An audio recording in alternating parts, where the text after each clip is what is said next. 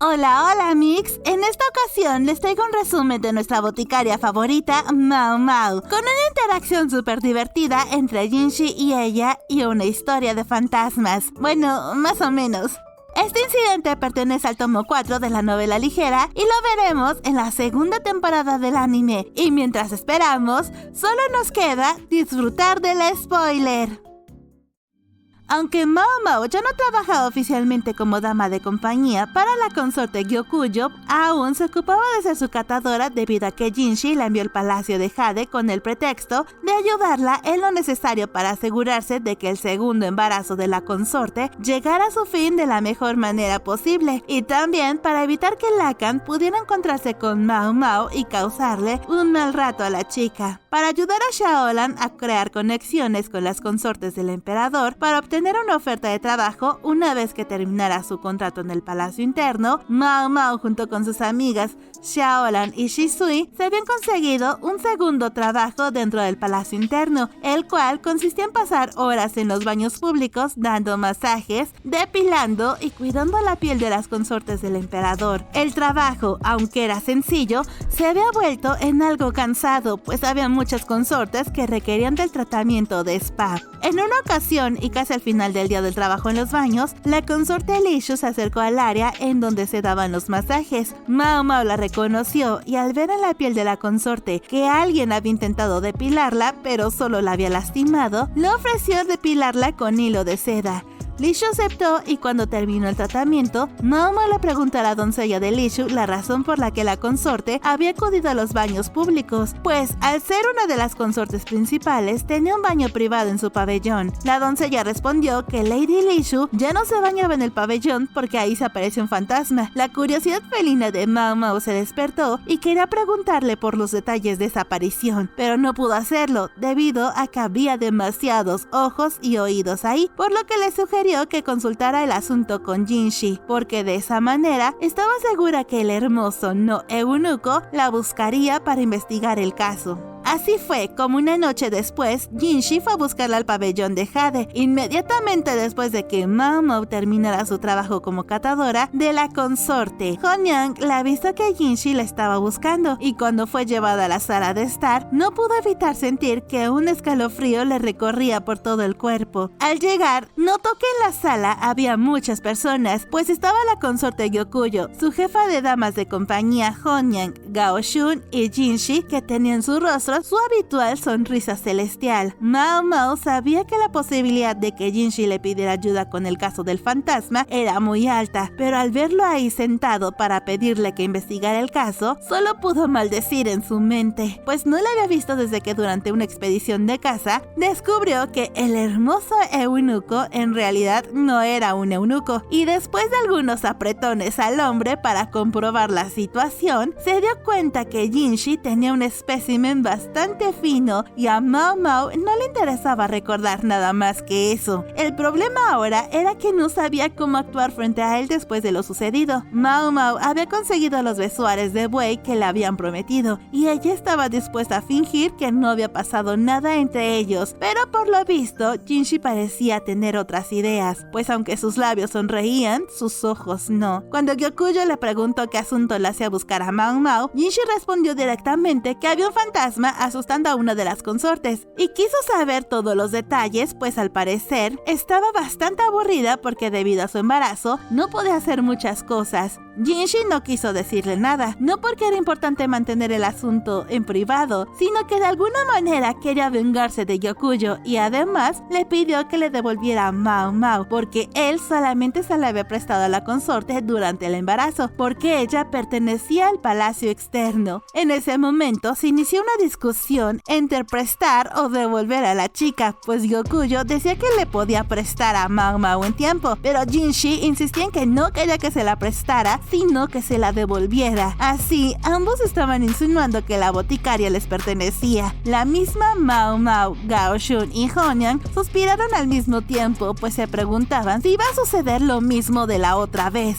Pero en esta ocasión, Jinshi dijo: quiero que me la devuelvas a esta chica de aquí, a Mao Mao. Justo cuando terminó de decir esas palabras, se paró enfrente de Mao Mao y presionó un dedo sobre su cabeza. Luego dejó que se deslizara por su cabeza y le dijo a Gyokuyo que si quería obtener la información de Mao Mao cuando regresara al pabellón de Jade, que la boticaria no le diría nada porque él se encargaría de esforzarse para mantenerla callada. Después salió de la habitación caminando con un paso imposiblemente elegante. Gao Shun estaba muy sorprendido por lo que había escuchado y lo siguió hacia afuera, y las demás personas que estaban en la sala miraron boquiabiertos a Mao Mao, quien también se había quedado con la boca abierta. Como la consorte Gyakuyo siempre había sido muy curiosa, fue quien le preguntó a Mao Mao qué había pasado entre ellos dos mientras posaba su mirada emocionada en Mao Mao, a quien le dolió que la mirara de esa forma, y durante los siguientes 30 minutos, Gyokuyo se esforzó en interrogar a Mao Mao, pero ella solo respondía una y otra vez: fue culpa de la rana.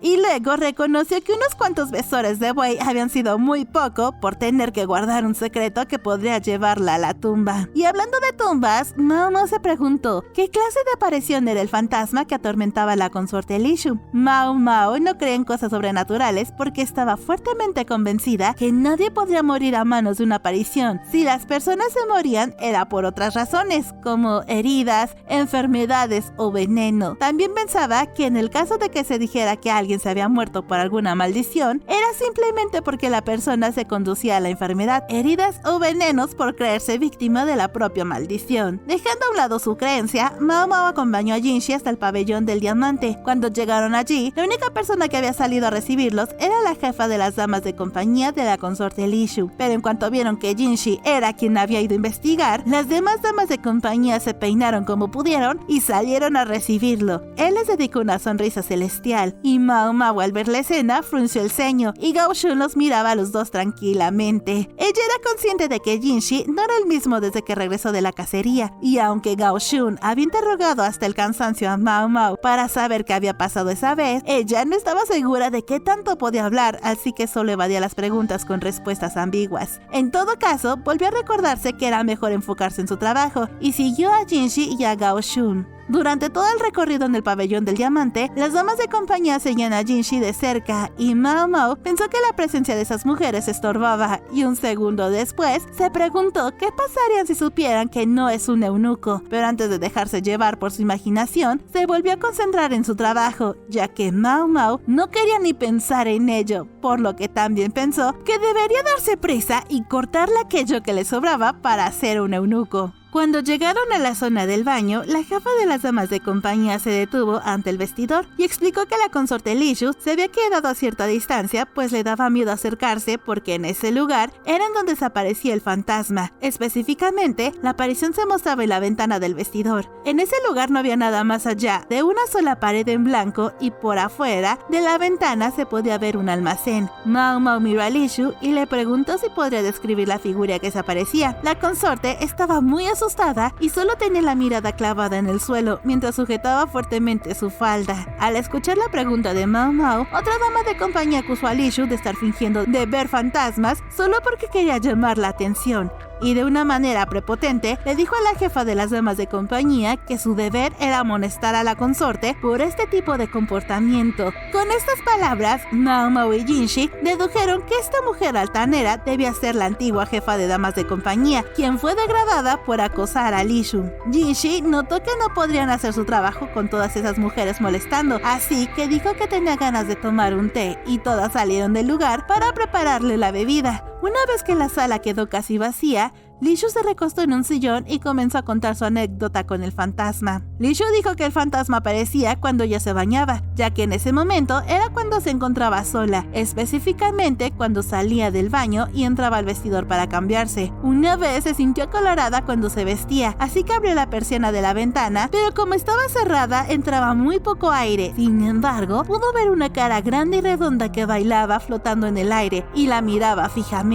El simple recuerdo hacía temblar a Li Shu Lishu de miedo. Jinshi le preguntó si no pensaba que pudiera haber visto una dama de compañía y confundirla con un fantasma, pero Lishu negó esa posibilidad, pues aseguró que en cuanto su dama de compañía principal la escuchó gritar, entró al vestidor y también pudo ver al fantasma. Mao Mao suspiró y juntó las manos mirando el lugar que Lishu había señalado, y le pareció extraño que alguien hubiera construido un almacén al lado de un baño. Con esta sospecha en mente, estuvo a punto de mirar a Jinshi, pero se lo pensó mejor, y en lugar de eso, miró a Gao Shun. Él estaba mirando a Jinshi con preocupación. Jinshi lo notó y les hizo un gesto con la mano. Mao Mao tomó esto como un permiso para que pudiera aclarar las dudas que tuviera. Mao Mao preguntó por el almacén que estaba fuera del baño. La dama de compañía de Lishu respondió que esa habitación siempre había estado allí, pero no siempre se usaba como almacén, pero que empezaron a usarlo así porque las paredes y el techo estaban cubiertos de moho, y para evitar que alguien se diera cuenta del problema de humedad, en lugar de limpiarlo, las damas de compañía del pabellón diamante llenaron la habitación con cosas para evitar que las personas entraran a la habitación y se dieran cuenta del problema, que ya era tan grave pues las vigas y el techo estaban totalmente podridos. Mao Mao salió del almacén y se asomó a la habitación en donde estaba la bañera, la cual tenía un agujero que se rellenaba con un tapón móvil, así que esto le dio a la boticaria la respuesta al problema de humedad y el fantasma que atormentaba a la joven consorte. Mao Mao volvió a entrar al almacén e intentó mover uno de los estantes para ver qué tan podrido estaba el piso. Ella no tenía la fuerza para hacerlo sola, pero el buen Gao Shun, que estaba al pendiente de ella, se acercó para ayudarla. Al mover el estante, descubrió que había un pedazo de piso que estaba tan aguado que si Mao Mao saltaba sobre él, se rompería inmediatamente. Ahí mismo se había formado una grieta entre el suelo y la pared. Mao Mao preguntó si la alcantarilla pasaba directamente por debajo de ese lugar, y Gao Shun ordenó a otro eunuco que le trajera un plano del pabellón diamante. Cuando le echó un vistazo a los planos, confirmó que la alcantarilla pasaba por debajo de ese almacén, por lo que el agua caliente que pasaba justo por debajo del suelo y el vapor que salía de ahí hacía que la madera del piso, paredes y techo del almacén se pudrieran rápidamente, y como había una grieta en el piso y la pared, era muy fácil que el vapor se escapara por ahí, haciendo que las cortinas que colgaban en esa ventana se movieran aun si la misma ventana estuviera cerrada. Al escuchar la explicación tan coherente de Mao Mao, Lishu se quedó asombrada y con la boca abierta, y después preguntó que si eso era así, entonces ¿cómo explicaría lo de la cara redonda que flotaba en el baño?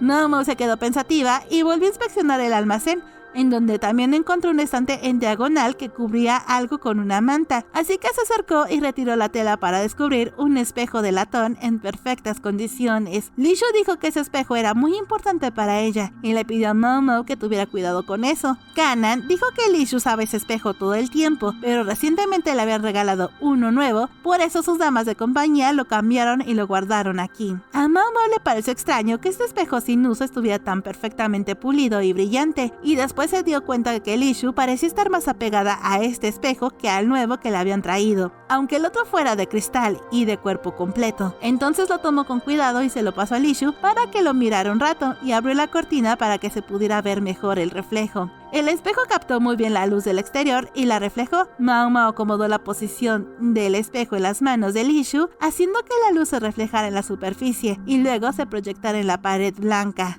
Todos los ahí presentes reaccionaron con asombro, pues la luz formaba un círculo perfecto en la pared en el que flotaba el rostro de una mujer sonriente. Jinshi fue el primero en preguntar qué era esto, totalmente asombrado por la visión proyectada en la pared. Entonces, Mao Mao reveló que su padre adoptivo Lowman le había contado sobre los espejos mágicos, que eran espejos de bronce, que cuando la luz los tocaba, estos proyectaban a la distancia una imagen o un mensaje, por lo que Mao Mao supuso que cuando se cayó la tela que cubría el espejo, la pulida superficie del mismo había captado la luz de la luna y proyectó su imagen en la pared. Como resultado, Lishu vio un rostro redondo que flotaba, pero no era otra cosa que el reflejo de la luna. Mientras observaba el espejo, Lishu dijo que el rostro reflejado era la brillante superficie de latón, le recordaba a su mamá, y al pensar en esto, no pudo contener las lágrimas en los ojos y se preguntó si su mamá estaría enojada con ella porque se había cambiado el espejo de su habitación y que por esa razón había asustado a Lishu. Mao Mao supo entonces por qué la consorte le tenía tanto cariño a ese espejo, pues era un recuerdo de su madre fallecida, pero ante las palabras de la chica solo pudo responder seriamente que ese no es el caso, pues el fantasma que vio se había creado por pura casualidad. Pero Li Shu parecía que no escuchaba lo que decía Mao Mao y seguía hablando diciendo que su madre le encantaba bailar, pero cuando dio a luz a su hija ya no pudo hacerlo y que se murió sin volver a hacer eso que tanto amaba, por lo que se preguntaba si por alguna razón había regresado en forma de un fantasma bailarín. Pero Mao Mao respondió fríamente que los fantasmas no existían. Mientras Kana limpiaba las lágrimas del rostro de su señora, una voz más fría que la de Mao Mao anunció que el té que había pedido Jinshi ya estaba listo. Era la ex jefa de las damas de compañía del pabellón diamante quien, al ver a Li Shu llorando, la regañó y le dijo que debería estar avergonzada por hacer ese desagradable espectáculo enfrente de toda esa gente. Otra de las damas que atendían a la consorte dijo que ya tenía un espejo nuevo. Ese espejo de latón ya no le servía y se lo quitó mientras sonreía maliciosamente. Y con esto, Li Shu, Kanan y las otras damas empezaron a pelear para quedarse con el espejo. Entonces, Jinshi quiso ayudar a Li Shu y criticó a las damas que querían quitarle la posesión más valiosa para Li Shu. De pronto,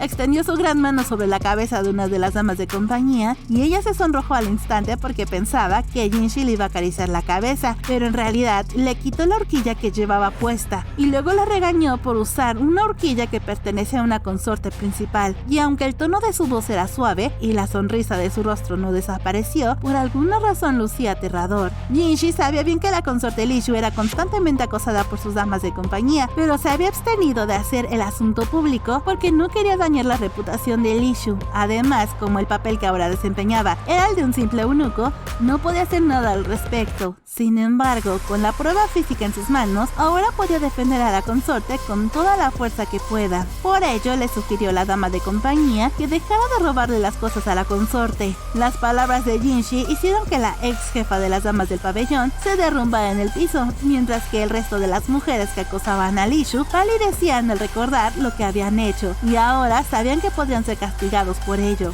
Ahora Jinshi tomaba su té como si nada hubiera pasado, y Mao Mao lo veía fijamente mientras pensaba que él daba miedo. Y aquí termina este reencuentro entre Jinshi y Mao Mao. Me pareció gracioso que Jinshi y Yokuyo se pelearan por Mao Mao y ella no dejara de pensar en cierta rana y que además reconociera que era un buen espécimen. Cuéntenme qué les parece esta historia. Les envío un Jinshi y una Mao Mao según prefieran y un cariñoso saludo en especial a mis super amics. Los quiero a todos y espero verlos a todos en el próximo spoiler.